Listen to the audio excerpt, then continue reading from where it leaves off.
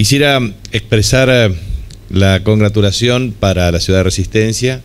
por ser anfitriona de un evento de estas características y felicitar muy especialmente al Consejo y en la persona de su presidente por esta iniciativa. Porque hoy estamos participando de las segundas jornadas nacionales de organizaciones sociales y bajo un título que es Potenciando el desarrollo de las organizaciones sociales. Y a mí me parece que es una muy buena oportunidad para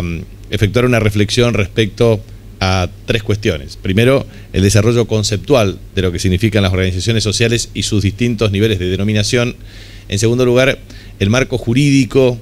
que ha implicado un proceso de transformación en la provincia del Chaco y los mecanismos de financiamiento para la ejecución de programas y también para el funcionamiento de estas organizaciones. Y en tercer lugar, cuáles son los desafíos que inexorablemente deben abarcar estas temáticas desde el punto de vista profesional y desde el punto de vista del desarrollo de las mismas instituciones. En primer lugar, como ustedes saben, la denominación organizaciones sociales tiene distintas connotaciones. Organizaciones libres del pueblo, organizaciones sociales, organizaciones intermedias, tercer sector. Son denominaciones que marcan la participación de una multiplicidad de organizaciones que efectivamente manifiestan la representación de múltiples sectores sociales que se organizan de múltiples maneras con el objeto de expresar claramente o demandas insatisfechas o del mismo modo la oferta de determinado tipo de producción de bienes y o generación de servicios. En este contexto, la provincia del Chaco tiene una particular cuestión que exponer. Nosotros teníamos acá, por ejemplo, el marco regulatorio a partir de la Dirección de Personas Jurídicas. Bueno, anterior director y actual están aquí compartiendo este evento. Pero teníamos el Registro Público de Comercio en el ámbito del Poder Judicial. Entonces teníamos Poder Ejecutivo, Dirección de Personas Jurídicas, Poder Judicial, Registro Público de Comercio. De manera que nosotros impulsamos una iniciativa legislativa con el objeto de garantizar la fusión de la Inspección General de Personas Jurídicas con el Registro Público de Comercio, de allí su denominación. Esto es una innovación que permite identificar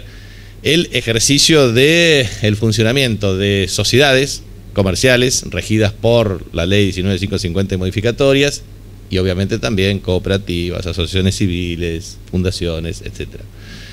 Y paralelamente con ese marco regulatorio que me pareció adecuado y para bien, porque creo que eso es perfectamente percibida por todos en la provincia, y a su vez porque efectivamente creo que era una de las únicas provincias que tenía este tipo de división, se fue generando un mecanismo para tener una base de datos relacional con respecto al funcionamiento de las instituciones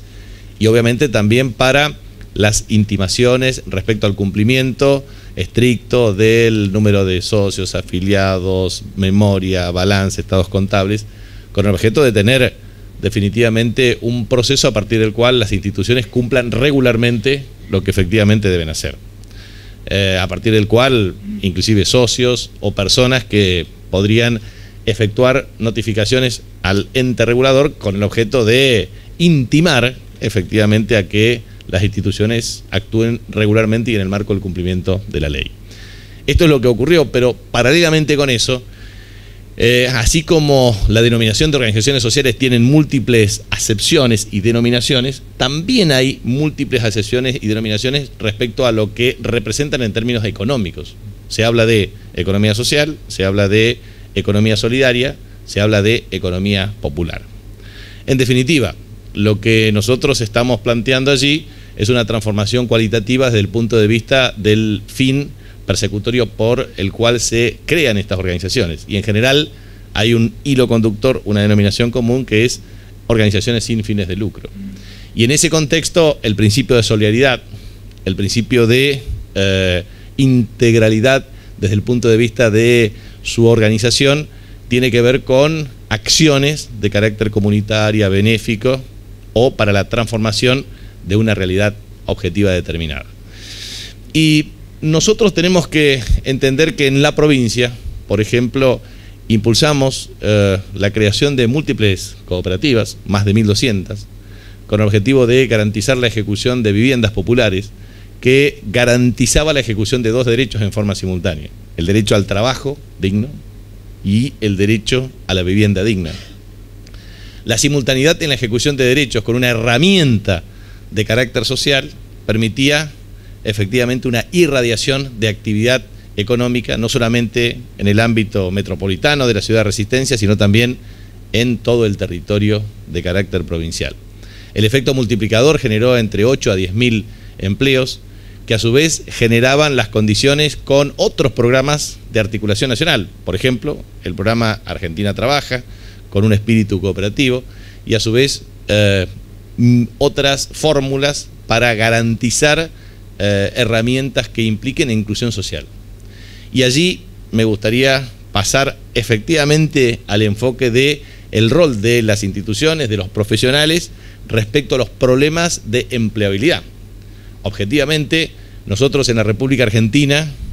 tenemos una tradición histórica de tensión entre estabilidad macroeconómica y crecimiento, lo que se denomina stop and go, popularmente utilizado como frase respecto a los periodos en donde la República Argentina tuvo alto nivel de crecimiento y después frenos muy fuertes y la destrucción de cimientos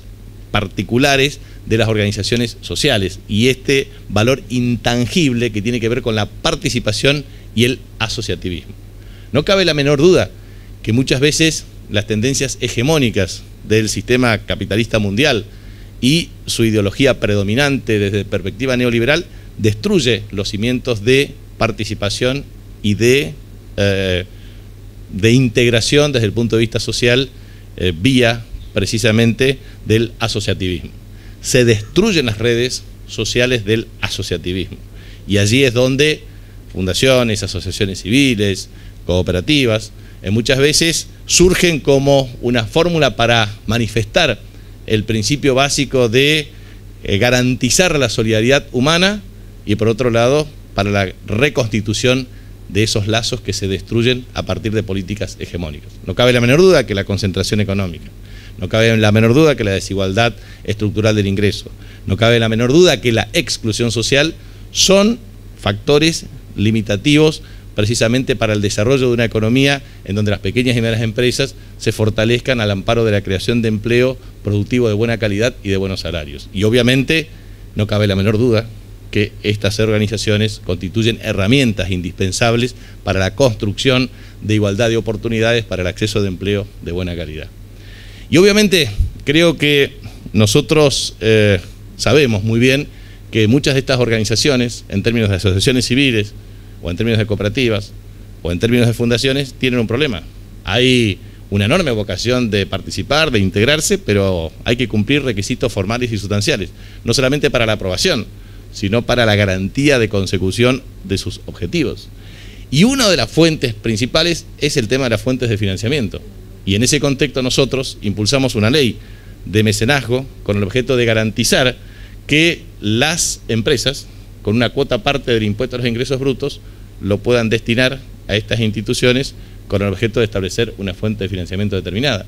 ¿Y cuántas instituciones no pueden acceder siquiera a la regulación establecida respecto a la fundación, la autorización de la Administración Federal de Ingresos Públicos o la Administración Tributaria Provincial con el objeto de cumplir esos requisitos formales y sustanciales para ser agentes de o sujetos de percepción de ingresos a partir de contribuciones de esta naturaleza?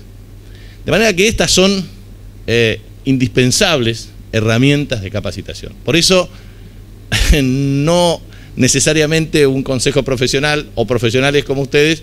tienen esta propensión de participar, especializarse, justamente para garantizar que sus entidades, instituciones u organizaciones puedan tener las herramientas necesarias e indispensables para acceder a financiamiento, para ejecutar una finalidad de carácter social y para propender, ¿por qué no?, a generar empleos de buena calidad, porque el sistema muchas veces no lo construye, sino muchas veces lo destruye. Y por último, yo quisiera invitarlos a construir un desafío. El desafío de una economía mundial de base hegemónica, que a su vez está incubando una cuarta revolución industrial, con robótica e inteligencia artificial, efectivamente desplaza mano de obra de base industrial con valor agregado. De manera que la localización del valor agregado se da a través de múltiples formas. Y me parece que es muy importante que nosotros tengamos esa visión para tener una plataforma de e-commerce y business, o sea, desde la fibra óptica hasta las herramientas que nos permitan tener capacidad para tener una logística adecuada para la comercialización de productos, tener packaging adecuado o tener también la imagen de un desarrollo efectivo de emprendimientos que surgen de la economía social, popular y solidaria. Ejemplo, ayer estuve participando en una escuela de gestión pública, una escuela pública de gestión social, que es una innovación desde el punto de vista de la participación de las organizaciones sociales para la participación activa en los procesos educativos para la formación de sus alumnos. La verdad es que desde arreglo de motos hasta talleristas, hasta reposteras, hasta trabajos de carácter textil, surgen múltiples manifestaciones en términos de producción, de bienes, de servicios que garantizan ingresos y que generan inclusión social y una fuente de empleo digno. Muy bien, pero el desafío es entender que en el futuro próximo, y ya cada vez más próximo, es posible tener el uso de las redes sociales, es posible tener plataformas, y allí es donde las políticas públicas deben interactuar con ustedes como profesionales, para ver por qué, por ejemplo, una producción de ganado caprino por parte de un pequeño productor o productor de agricultura familiar puede ser comercializado en las redes nacionales e internacionales, entendiendo que él puede explicar cuál es la característica de la alimentación de su animal, cómo efectivamente produce la carne, con qué calidad, y puede efectivamente tener qué necesita. Y bueno, necesita producir la historia, contar la historia, subirla a la red, interactuar con un eventual demandante, pero a su vez tiene que tener packaging de buena calidad, tiene que tener logística integrada para comercializar su producto y eventualmente integrar con un grupo de vecinos una producción cereal típica de carne, alimentos perfectamente regulados, de carácter ecológico y con sustentabilidad ambiental. Eso es perfectamente posible, porque el problema de la red y de la plataforma es de ida y vuelta. Podemos potenciar la ida y tenemos el peligro de que nos inunden con la vuelta si no tenemos capacidad para defender lo nuestro, lo local, lo solidario, lo que nos permite unir en términos de sociedad. Por eso, lo que ustedes están haciendo acá es algo extraordinario que merece verdaderamente no solamente nuestro apoyo y nuestra aprobación, sino también nuestro cálido respeto y felicitaciones. Porque muchas veces la propensión de muchos profesionales es trabajar en grandes empresas, empresas multinacionales, pensar solamente en sus honorarios y no pensar que el trabajo que ustedes hacen desde el punto de vista profesional tiene una inclinación social porque ayudan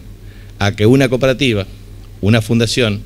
una asociación civil cumpla los requisitos formales y sustanciales, incluya a muchos hermanos nuestros que necesitan